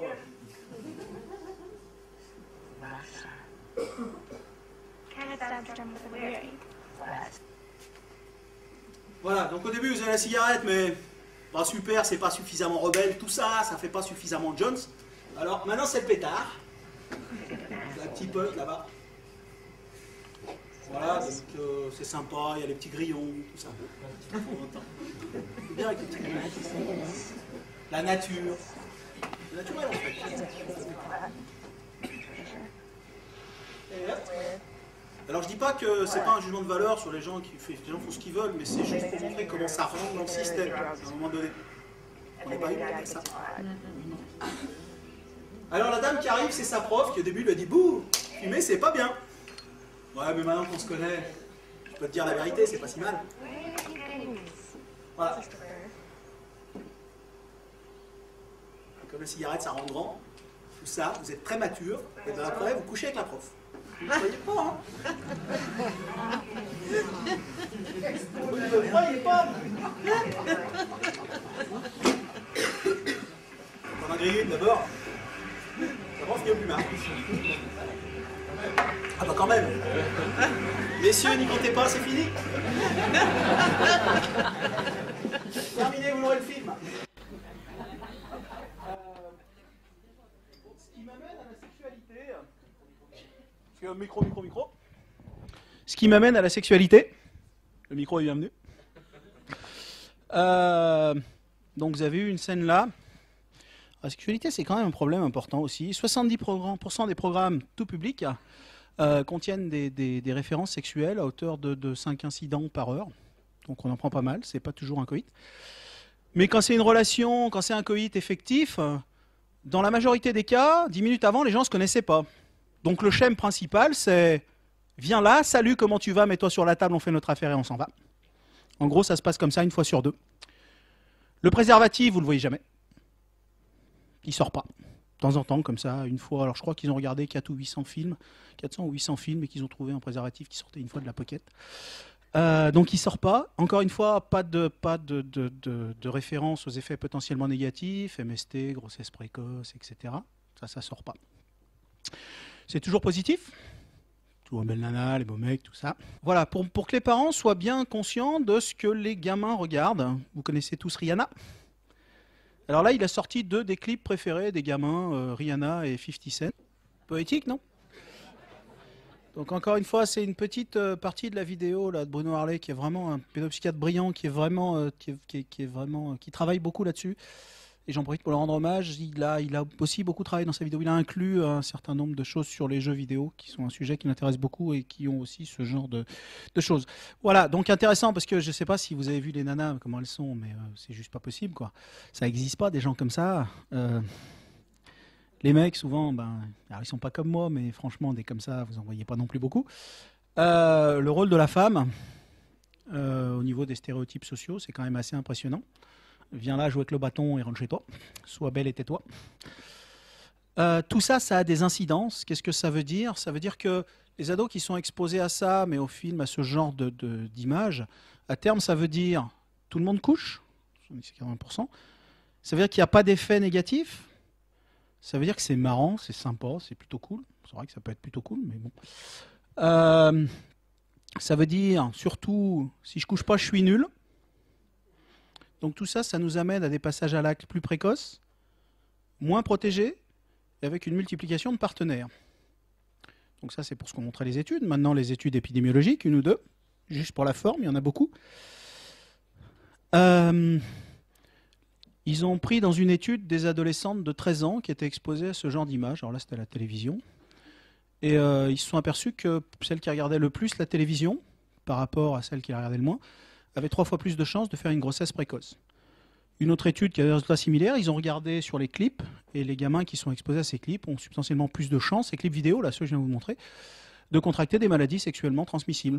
Voilà, je viens sur le bâton, je vais te montrer comment ça marche, je suis la sucette, tout ça, ça marche. Voilà, maladies sexuellement transmissibles, incluant évidemment le HIV. Voilà, les résultats de ça. Et juste une petite, parce que ça me tient à cœur, sur le... Vous rigolez, c'est parce que j'étais en train de le lire. L'année prochaine, je reviendrai avec une conférence pour assassiner Freud. Bon. Donc, image du corps, parce que ça me tient à cœur. Voilà. Juste, ma gamine, la plus grande, elle est comme sa mère. L'inverse de moi. Spirituelle, intelligente, belle, etc. Un jour, elle a été voir un truc, une série. Elle était chez une copine en vacances. Ça s'appelait Cœur Océan. Je ne sais pas si même vous, il y en a qui l'ont vu. Moi, j'ai regardé après. Donc, c'est des ados. Et des ados, ils sont beaux. Ils sont sur une île, sur une espèce d'île paradisiaque. Il y a la mer autour. C'est bleu, il y a du soleil, il y a des bateaux. Ils les poncent un peu la journée. Ils sont cons. Ils sont cons. C'est terrifiant. Et la question qui se pose, c'est avec qui je vais coucher ce soir. Compliqué. Donc la petite est revenue après avoir vu ça une fois. Elle s'est assise. Elle laisse son indice de masse corporelle, pour vous donner une idée. Si elle perd encore 1 kilo, elle est dans la maigreur. Donc elle est grande, elle est filiforme. Bref, donc il ne faut pas qu'elle en perde plus. Elle s'est assise et elle a dit à sa mère, non, ça je peux pas manger là. Je vais grossir. Jusque-là, ça va. Et si je grossis, j'aurai plus d'amoureux. Voilà. Donc ces idées-là, une fois, franchement, alors on se bat encore, elle n'est pas anorexique, mais franchement, il faut ramer pour lui faire bouffer du pain et des pâtes. Hein. Parce que si je suis gros, j'aurai plus d'amoureux. Et c'est toujours dans le système. Et on a beau causer, c'est toujours dans le système. Il a suffi d'une fois. Imaginez quand c'est des dizaines et des dizaines de fois. Je vais vous donner un exemple. Ils ont amené la télé dans une île des Fidji, qui n'avait pas la télévision. C'était une population aborigène qui voyait les rondeurs comme un marqueur social positif. Alors, j'ai pas dit l'obésité, j'ai dit les rondeurs. Ils ont fait une petite... les chercheurs, ils leur ont amené la télé, parce que ces gens-là, quand même, il faut les civiliser. Donc, ils ont regardé, les chercheurs sont venus. Avant l'arrivée de la télé, ils sont revenus 3 ans après. Et ils ont regardé ce qui s'était passé. Avant, ils ont fait un petit sondage, il y avait quasiment 0%. Mais il n'y a pas quasiment, ils ont trouvé 0% de gamines au régime. Et ils ont trouvé 0% de troubles du comportement alimentaire, anorexie, vomissement, etc. Quand ils sont revenus 3 ans après, rien d'autre n'avait changé. Dans d'autres îles, c'était resté la même chose. Ils ont trouvé qu'il y avait 70% des gamines qui avaient fait un régime, des ados, 70%. Et ils ont trouvé qu'il y a 11% des gamines qui avaient des troubles du comportement alimentaire et qui se faisaient vomir, notamment, pour contrôler leur poids. L'effet de la télé, il est là. Il n'a pas fallu longtemps pour transformer complètement les représentations que ces gamines avaient de leur corps, du corps et de la place de la femme et de la façon dont la femme devait paraître. Voilà. C'est des poids qui sont lourds, c'est des manips qui là sont propres. Il y a eu la même au Canada il y a un peu plus longtemps où ils ont montré que les rôles sociaux, avant l'arrivée de la télé, les rôles sociaux étaient répartis. Le gamin, il était aussi capable de dire papa il fait la vaisselle et voilà et maman lit le journal. Et après l'arrivée de la télé, plus du tout. C'était papa il lit le journal et maman elle fait la vaisselle. Moi j'aime bien en même temps, hein, mais bon. Alors, la violence, rapidement, il n'y en a pas pour longtemps, c'est le sujet qui a été le plus étudié, c'est le sujet où on raconte le plus n'importe quoi. Il y a une étude qui a été faite par des chercheurs, qui ça a vraiment pris le chou, et ils ont regardé le degré de certitude qu'il y avait à l'intérieur de la communauté scientifique. Donc ils ont pris toutes les revues médicales et ils ont regardé ce que disaient les chercheurs. Les chercheurs, ils se demandent plus si la violence, les images violentes ont un effet et rendent agressif. Ils se demandent même plus ça, ils se demandent comment ça marche maintenant. Si vous essayez de publier un papier maintenant montrant qu'un gamin qui a vu des images agressives est plus agressif, on va vous rire au nez, on va vous envoyer chez Oui Oui Magazine parce que c'est tellement connu qu'il n'y a même plus de débat. Et puis il a regardé les journaux grand public, aux États-Unis, New York Times, etc. Et il a montré que c'était l'inverse. Plus les chercheurs étaient d'accord et plus ils étaient sûrs, plus dans les journaux on vous expliquait que les chercheurs n'étaient pas d'accord, qu'ils n'étaient pas sûrs, que la violence on ne savait pas, que c'était indécidable, etc., etc., etc. Il y a 0 probabilité que les images violentes ne nous rendent pas agressifs. 0. Alors on peut se dire, tiens, moi je regarde des images violentes, je ne suis pas agressif. Si on l'est, parce que quand on regarde des images violentes, on va faire ses courses, et puis la caissière ne vous fait pas de sourire, et au lieu de vous dire c'est pas grave, vous allez lui voler dans les plumes. L'agressivité, ça peut être juste ça. Et puis si vous voulez dans les plumes, il y a l'autre derrière, ça peut dégénérer. Le mec, il a pris votre place de parking, vous sortez, vous l'insultez, vous en mettez une, etc., etc. Donc ça peut être des choses, quand on parle d'agressivité et de violence, c'est pas forcément que vous allez découper votre voisin à la tronçonneuse. C'est qu'effectivement, ça augmente votre niveau d'agressivité et la probabilité que vous ayez des comportements violents, et c'est ce que je vais vous montrer. 60% des émissions contiennent des actes de violence. Il y en a encore plus, alors elle est stylisée chez les gamins, souvent c'est des dessins animés, mais pour eux c'est la même chose, et les études montrent que, qu'ils la voient, que le gamin la voit en stylisé dans un dessin animé ou que l'adulte la voit en vrai, c'est la même chose. Il y en a encore plus, les gamins, c'est 70%. 60% des émissions contiennent des actes de violence. Un spectateur moyen, vous, moi, enfin moi je ne suis pas vraiment moyen, Dieu spectateur, parce que j'en ai plus, mais un spectateur moyen, c'est près de 2500 crimes et 13 000 actes violents par an. Pour vous donner une idée, s'il mourait autant de gens dans la vie qu'à la télévision, dans à peu près 2 mois, il n'y a plus un survivant en Europe et le dernier peut éteindre la télé.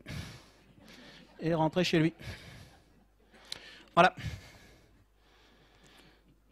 Alors, Le premier effet de la télé, c'est sur l'agressivité et la violence. Voir des images violentes, ça nous rend agressifs. Alors, il y a des enfants qui sortent. C'est un petit medley, là, un petit raccourci que j'ai pris voilà, alors ça commence par les dessins animés. C'est des choses qui passent en prime time, c'est des choses qui passent régulièrement à la télé. Vous les voyez moins parce que c'est un peu noyé dans le flot, mais elles sont là. Donc juste quelques images. Et les gens, je parlerai après de la catharsis, parce que les pédopsychiatres vous disent, un certain nombre, qui ne sont pas toujours très éloignés de l'industrie, nous disent ah ouais, mais il y a de la catharsis. Alors la catharsis, je vous explique, j'ai envie de faire pipi, je vois quelqu'un faire pipi, j'ai plus envie de faire pipi. La catharsis, c'est un peu ça. Je vois des images violentes, ça m'a purgé, et je suis plus violent, je suis super zen. Donc je vous laisse apprécier pour savoir si après cette petite séance, vous êtes super zen à la Christophe André après une séance de méditation, ou si ça vous a un peu excité le neurone.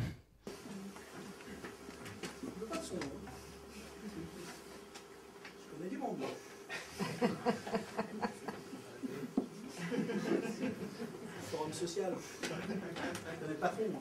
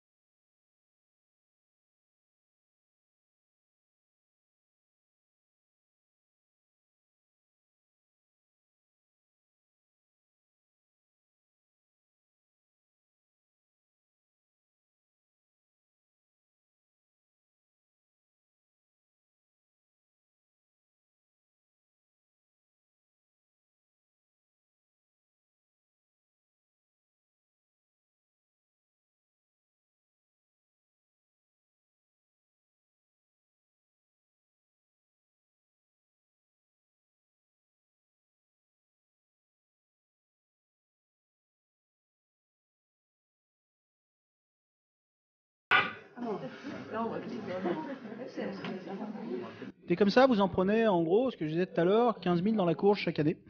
Des scènes comme ça. Voilà, donc les effets. Quand un gamin, on se dit, quand un gamin, il voit l'autre taper avec son balai sur sa souris, d'abord ça a des effets, ça augmente l'agressivité, ce que je vais montrer, mais surtout, ça engramme des scripts à long terme, ces choses-là. Ça veut dire que toutes ces violences qu'on voit, souvent c'est le bon, c'est le mec, c'est le justicier qui va exploser la gueule des méchants. Souvent les effets négatifs, on les voit pas. La souris, elle se fait exploser, ou le chat il se fait exploser la tête, mais il se relève toujours. Je sais pas si vous avez vu Rocky. Rocky, c'est extraordinaire. Le mec, si vous prenez un marron comme il prend une fois dans sa vie, vous avez plus de cervelle. Le mec, il se relève à la fin, il crie Adrian, et il revient à l'épisode d'après. Donc, peu d'effets négatifs à long terme, en tout cas montrés. Et tout ça encore, ça passe la barrière. Et ça explique par exemple qu'un gamin qui a été, c'est des études là encore, qui sur plusieurs dizaines d'années qui ont suivi des gamins, un gamin qui a été exposé jeune à ce genre d'image, il a 3 fois plus de chances de cogner sa femme quand il est adulte. Ouais, mais elle a cherché. Alors, la suite des opérations. Alors la catharsis, je vous en ai parlé.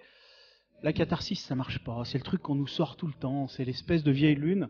L'Académie américaine de pédiatrie qui a beaucoup bossé là-dessus, elle a répertorié 3500 études. Zéro n'a montré d'effet catharsis. Il n'y a pas une étude au monde, sérieuse, dans une revue scientifique, alors vous en trouvez peut-être dans Oui Oui Magazine, ou dans je ne sais quoi, mais il n'y a pas une étude. Il faut comprendre comment ça marche, la presse scientifique. Vous envoyez votre papier, l'éditeur le regarde, si ça lui semble suspect, il le jette. Si ça lui semble à peu près acceptable comme ça au nez, sans l'avoir lu vraiment, il l'envoie à un certain nombre d'experts, donc de vos collègues à vous, qui vont le désosser, alors entre 2 et 5. Dans les journaux, un certain nombre de journaux, 90% des journaux qui arrivent, des papiers qui arrivent, ils sont mis à la poubelle. Donc c'est-à-dire que ces 5 mecs regardent le papier et disent, là, il y a une faille méthodologique. Donc soit tu fais une autre étude, soit ton papier part à la poubelle. Donc, publier une étude dans un papier, dans un journal scientifique, alors il y a sûrement des choses qui sont fausses et grotesques, mais ça limite quand même beaucoup les risques. Et quand vous avez des dizaines et des dizaines de papiers, comme c'est le cas pour la violence, 3500, qui vous donnent le même résultat, il y a peu de chances que ce soit un effet de biais. Et si vous opposez ça à un journal qu'un pseudo-expert qui va être sponsorisé par l'industrie, publie sous forme de bouquin chez un éditeur quelconque, ça n'est pas la même chose. Un truc publié dans un bouquin et rien, c'est pareil, en gros. Parce que ça n'a pas été regardé et scruté. Voilà. Donc ça ne veut pas dire que c'est mauvais, mais ça veut dire que vous pouvez y mettre ce que vous voulez. Donc là, on parle d'études qui ont été vraiment publiées et validées. Zéro n'a montré d'effet catharsique. Il n'y a pas une étude au monde qui montre que quand vous regardez des images violentes, vous êtes moins violent après. Pas une. Pratiquement toutes les études, il y en a que 18 qui n'ont pas conclu, qui ont dit, bah écoutez, j'en sais rien, je ne peux pas dire si c'est plus ou pas. J'en sais rien, j'ai pas assez de sujets, pas assez de seuils statistiques. 18 sur 3500, on frise le miracle, en termes statistiques, pour ceux qui sont familiers. Donc vraiment, il n'y a plus de doute sur ce sujet-là. Alors, des effets à court terme, par exemple. Je vais parler d'un certain nombre d'effets qui le montrent. Le cerveau, il est fait comme ça. Le cerveau, c'est une éponge.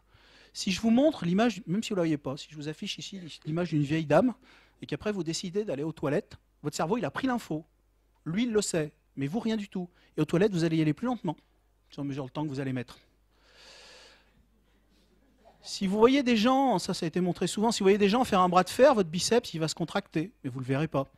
Si vous voyez quelqu'un se faire piquer avec une aiguille, le muscle précis, la zone du cerveau qui contrôle ça, elle va s'inhiber. Genre, si ça m'arrive à moi, garçon, même pas t'y penses. Et tout ça, c'est des choses que le cerveau fait régulièrement. Si vous voyez des gens manger, vous avez plus de chances de vous mettre à manger. Ce que je vous disais, si vous voyez des gens manger une pizza dans un film, vous allez manger 2 fois plus en sortant. Etc. Non, mais par contre, si les gens prennent un accent bizarre, vous allez prendre le même. Si les gens prennent une posture, vous allez avoir tendance à prendre, etc., etc. Ça, c'est des phénomènes miroirs qui ne sont pas la même. Ça, on parle de phénomènes, de ce qu'ils appellent les phénomènes de priming, c'est-à-dire d'amorçage. Le cerveau, c'est plein de reprises. Si je vous mets une pomme sur la table, vous allez regarder la pomme. Toutes les aires du cerveau qui servent à attraper cette pomme, elles sont engagées. Il y a des structures dans le cerveau qui servent à la saisie de la pomme. Et bien, toutes ces aires, vous les voyez s'allumer, même si vous n'avez pas l'intention de l'attraper. Si vous êtes plusieurs autour d'une table et que vous avez la même pomme et que vous savez que les autres ils sont là, même si c'est des mannequins et qu'ils ne bougent pas, et que même si vous dites au gars le mec il ne bouge pas et que vous lui demandez d'attraper la pomme, il va l'attraper plus vite. Parce qu'il aura peur de se la faire boulotter par les voisins. Même s'il sait que les voisins ne vont pas bouger. Donc il y a tout un tas de phénomènes comme ça.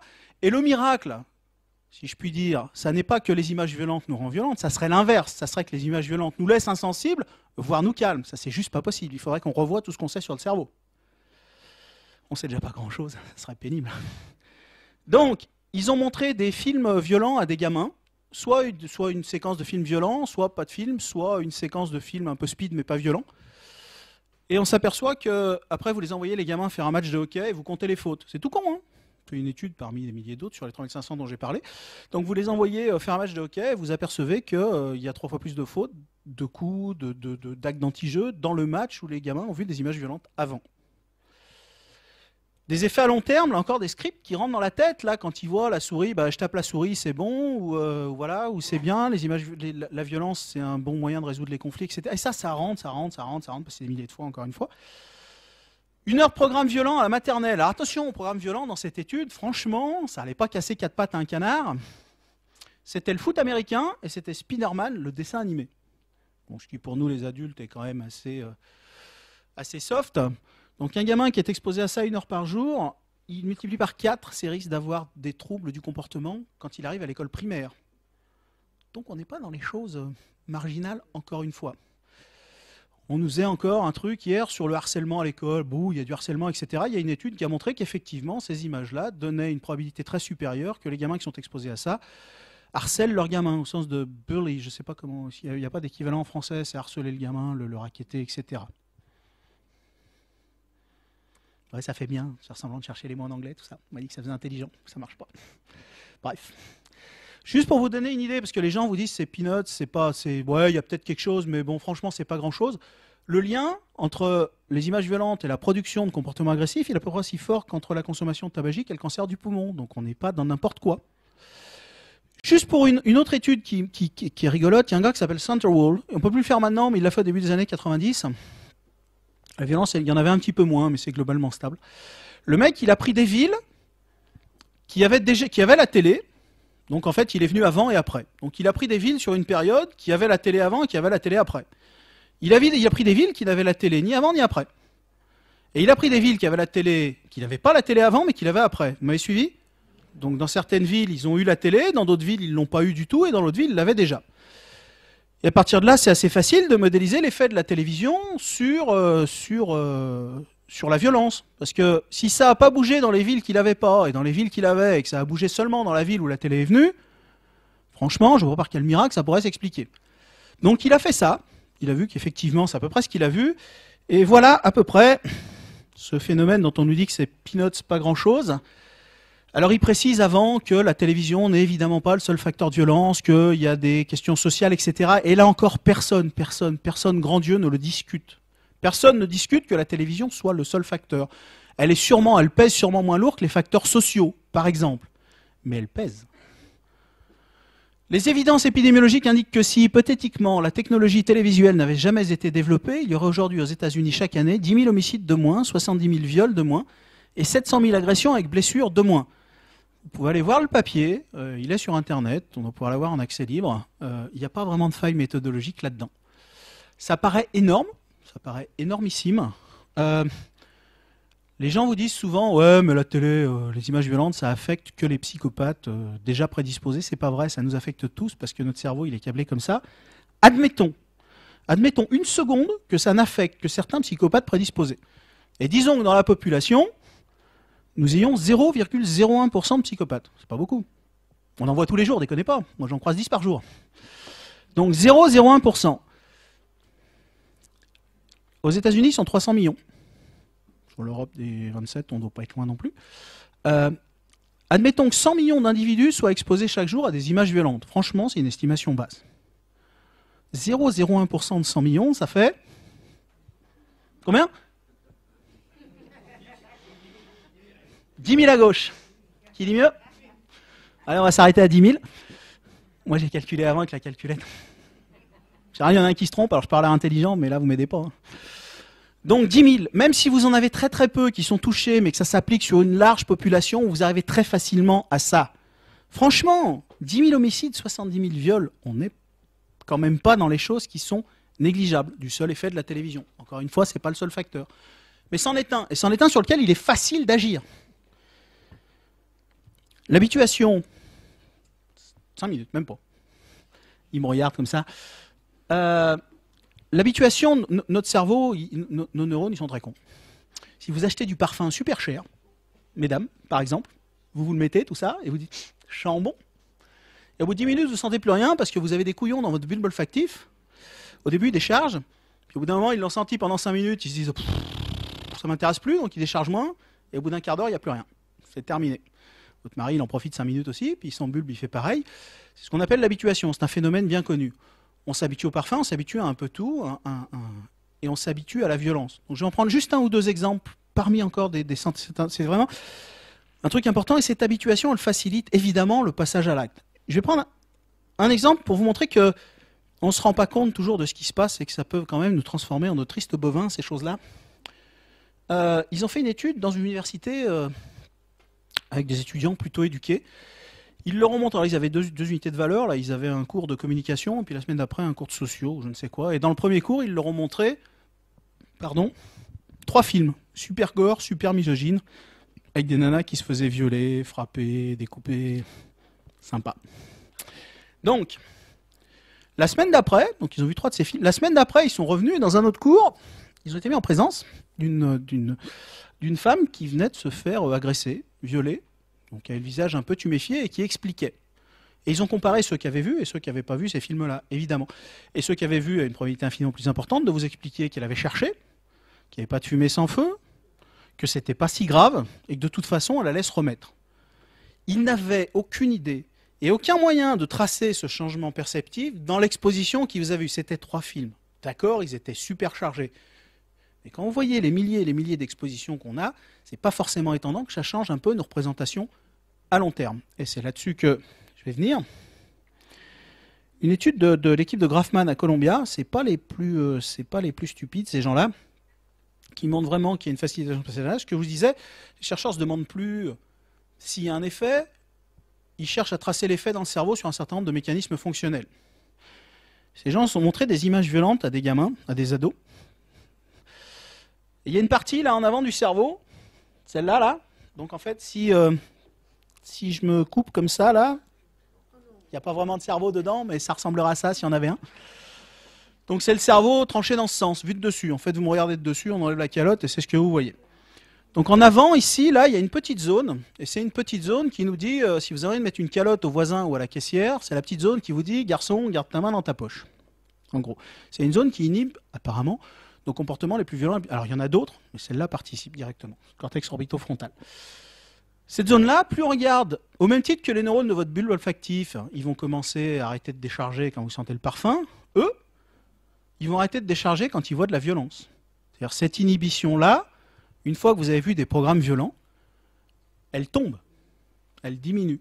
Donc vous avez moins d'inhibition au comportement violent. Et là où ça devient quand même franchement déplaisant, ils ont fait la même étude, ça c'est un cerveau en 3D. Ça c'est vu de dessous, là, par là. Ça, c'est le dessous du cerveau, celui-là. Cette zone-là, c'est celle-là, là. Fallait que je vous montre un cerveau pour l'intelligent. L'anglais, ça n'a pas marché, le calcul non plus. Et ici, c'est la même zone, mais vue de devant. Donc, si vous me regardez là, elle est à peu près par là. Là, vous passez sous l'œil et puis vous tombez dessus. On sait que plus une fonction est utilisée, plus la zone du cerveau qui traite cette fonction, ou qui est impliquée dans cette fonction, va se développer. Mieux elle va se développer. Si vous prenez des petits chats et que vous les élevez dans le noir, la zone du cerveau qui sert à la vision, elle est derrière là-bas, on la voit pas, elle est là. Là. Le cortex, c'est la petite croûte là marron, vous voyez dessus, là, un peu plus grise, un peu plus foncée. C'est une croûte de neurones. Et donc, ce qui sert à la vision, c'est par là, cortex occipital. Si vous élevez des petits chats dans le noir, cette partie-là, elle va très mal se développer. Le cortex, cette petite partie un peu plus grise dessus, là, il va être très fin, il va y avoir peu de connexion là-dedans. Si vous les élevez dans la lumière, bah, ça va être plus épais, il va y avoir plus de connexions, il va y avoir plus de signaux qui vont être transmis, il va mieux se développer. Si vous les élevez dans des milieux extrêmement stimulants, bah, vous allez avoir des cortex beaucoup plus épais, beaucoup plus riches, avec beaucoup plus de connexions. Et là, on s'aperçoit que ces zones-là, qui sont censées inhiber la violence, à la lumière de ça, on s'aperçoit que celle-là, là, qui est censée l'inhiber, pas facile votre affaire, là, elle est, par rapport aux ados qui regardent peu la télévision ou qui ne la regardent pas, ou qui sont peu exposés aux programmes violents, elle est hypotrophiée, elle se développe mal. Cette zone-là, en avant du cerveau, elle se développe à l'adolescence, elle mature très tard. Et cette maturation-là, apparemment, elle se fait mal. Si vous êtes exposé souvent à la violence, ces zones-là qui sont censées contenir notre violence au niveau cérébral, qui sont censées quand même nous donner un peu d'inhibition, ces zones-là se développent mal. Donc encore une fois, une facilitation évidente. Alors il y a encore besoin d'études supplémentaires, c'est une première étude, mais quand même une étude, à mon avis, à ne pas négliger. Voilà, qui montre vraiment des désordres morphologiques suite à l'exposition à la violence. Alors on peut dire l'inverse, c'est-à-dire que s'il regarde la violence, c'est parce que cette zone a une anomalie. C'est contraire à tout ce qu'on sait du développement physiologique, tout ce qu'on sait depuis 200 ans, et tout ce qu'on sait sur le rôle de l'expérience sur le développement cortical. La peur et l'anxiété, c'est le dernier? Oh si, c'est le dernier. Hein. J'ai le droit? J'ai le droit? Bon. Non, ça c'est important.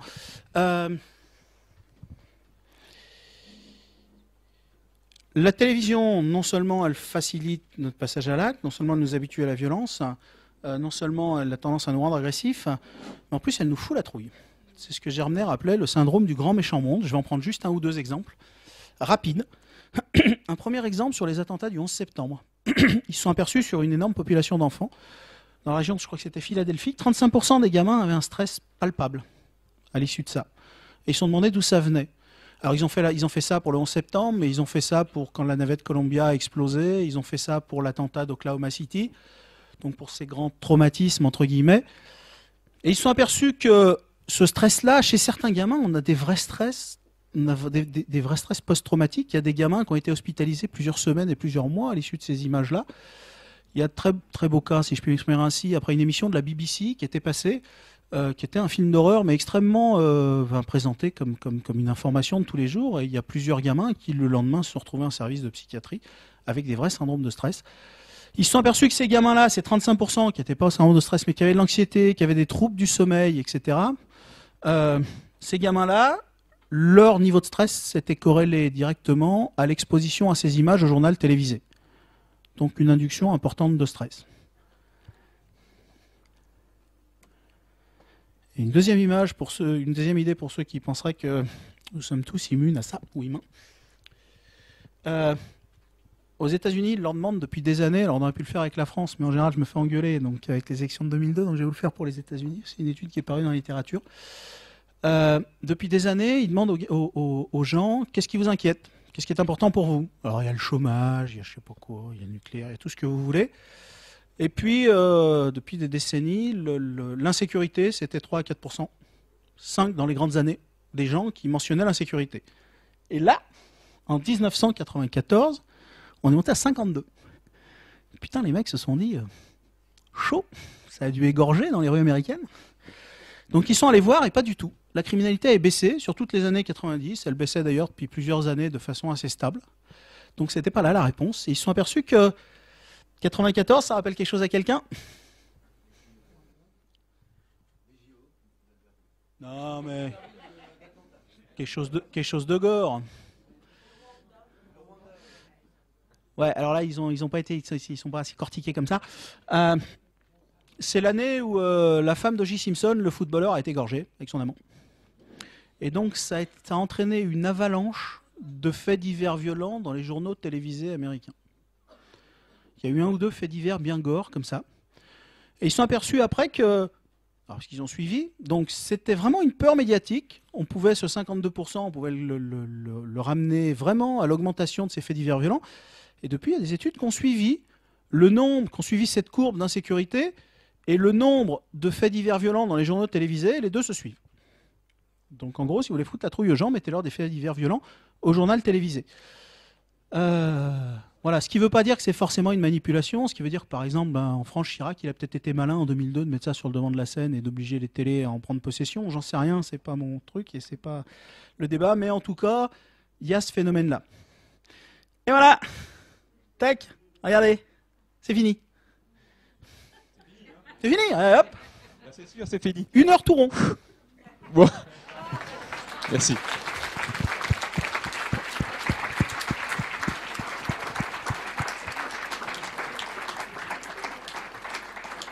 Merci.